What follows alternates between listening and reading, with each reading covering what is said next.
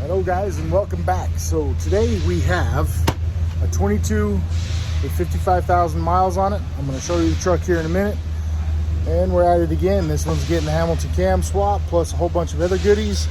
This truck has already had the weight loss program with the attitude adjustment. So we're going to make this one last for well over 500,000 miles or more. One thing we are missing from this kit is the Insane Diesel oil filtration system, but they're back ordered right now, so as soon as those come available, I will be installing one on here and we will do a video on that. So let me flip this around for you. And here's this beautiful wide-hipped lady sitting in my bay. Engine right now and a stack of goodies. And right there is the star of the show, the Hamilton cam swap. We're also putting in the fast system. We're putting in some boost tubes from Banks. We've got the ATS thermal bypass delete, the fleece fuel filter housing delete, the fleece coolant bypass, a couple other good things in here. So I'm going to get the AC evacuated, the coolant drained on this one, and then we'll get the cab up. I'll show you little bits of video in between all of this, and let's have some fun. All right, so we've got the steps off. We had amp steps there, a little bit more of a pain in the butt to get off, but still not bad. Anyway, you got to disconnect the parking brake, get it unbolted from the body, let it hang down, disconnect your transmission shift cable, and make sure you put your transmission into neutral. Got all of the body mount bolts out on the front. I do not take the main body mount bolt out because they like to break the flag off up in the tower up there. So I take off these two. Plus, when you're going back together, it's a perfect alignment dowel for making sure that the rest of them are going to align. Same on this side. We've got the wheel liners out. I'm not going to take any of the other stuff off. We've got all of these connectors undone. We've got those connectors right there undone. I've already got everything up top taken off. And so now I'm getting ready to drop this back down, get my rack reset on the body so that I can start lifting the body.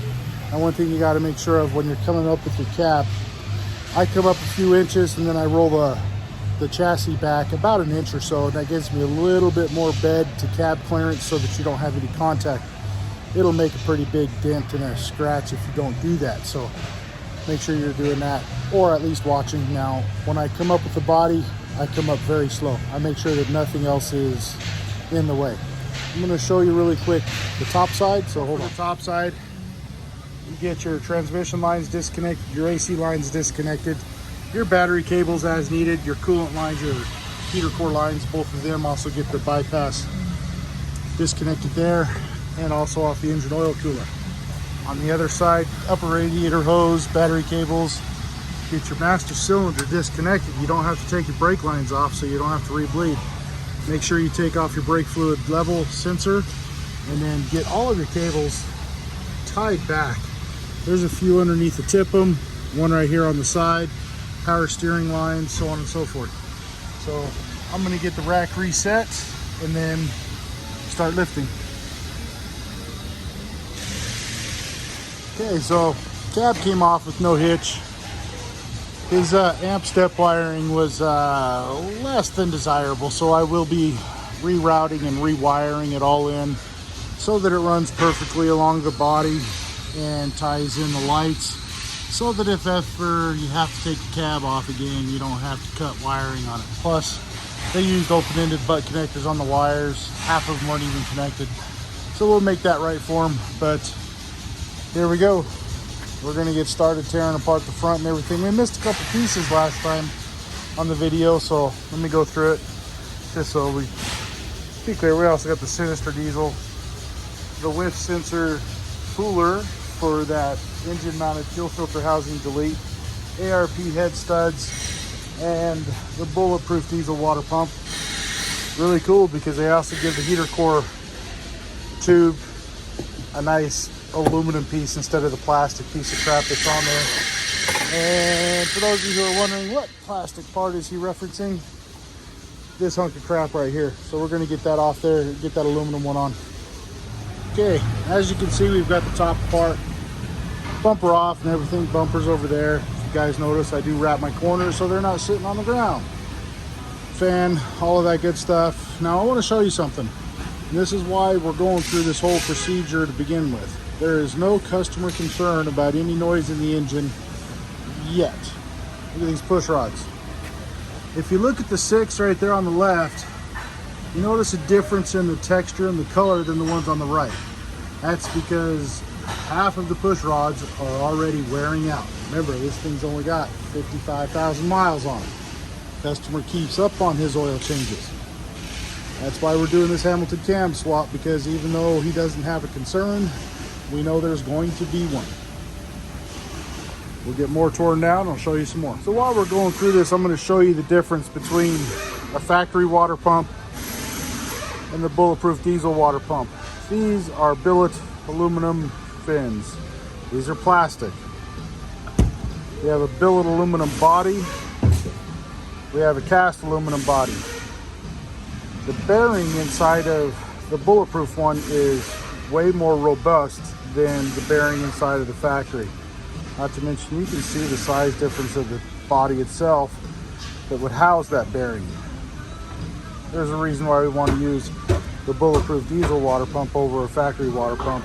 Not to mention, it's cheaper. Alrighty, so we showed you the push rods as they came out, and we had a bunch of bad ones. Here's the lifters. Now, you'll hear some people talk about the flag on the lifter, and it's this little piece right here. That flag is what lines that lifter up in the bore. When you have accelerated wear on the push rod and what preload is set into the system goes away because the push rods wear out, then these lifters start bouncing around on the cam, and then it takes out the needle bearings. And once that happens, this lifter flag, as the lifter's coming down in the bore, imagine this, coming down in the bore, it exceeds the available space in the block for that flag to ride into, and that lifter will turn. Yes, it's grinding away on the cam, but the second it comes back up, that hits the block, and then your valve hits your piston, and there's catastrophic failure. On these CGI blocks, that block breaks. On a cast iron block, they're a little bit more resilient. So getting these out is the whole trick. That's why we're doing the swap, is to get rid of that. Now the bonus to that, and here's the camshaft that came out of it. I don't see any severe wear on any of the lobes. None of the lifters were worn out yet. So far it's just push rods and rockers. But here's the other cool, interesting thing. The factory lifter, that's a plug, or factory camshaft. That is a plug, and that plug plugs up this camshaft because they're hollow. I don't like that any more than anybody else. I'm definitely a solid camshaft type of guy. Anyway, so I'm gonna get the new camshaft unboxed. I'm gonna get this gear pressed off, get it pressed onto the new camshaft, and then start going back together. A lot of questions been asked, how do we hold the new lifters up in the block? And you can see right here, we have a whole bunch of bendy magnets. This is the way I like to use it. I'm gonna fish them into this trough and bring them up through the lifter bore and hold them in place with the magnets. We'll show you that in a few minutes. Okay, so I'm not Italian, but I am good with spaghetti. You see all these? Those are bendy magnets. That's what I use to hold up all of the new lifters going in. You can look down the trough and see they're all being held up, so we don't have to worry about anything falling down and hitting the camshaft.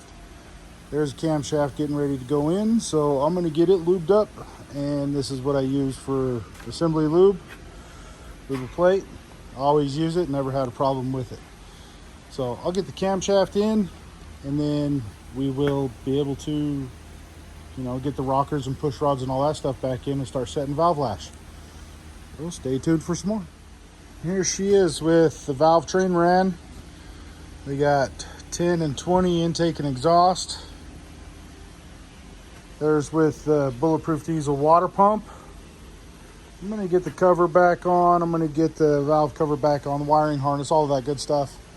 And then start on some other stuff. And then do another video on all that tomorrow. But for now, this is just the Hamilton cam swap. So I wanted to get this part of it as kind of like a multi-part video. We're going to do this. I'm going to get it put together tonight. Get it released first thing in the morning. The rest of the stuff that I do will be encompassing the other things that we're going to be doing to this engine. So as always, like, comment, share, all of that good stuff. Hope you guys are enjoying the content, and we'll talk to you again here in a little bit when I start doing the second part of this whole video. Talk to you later.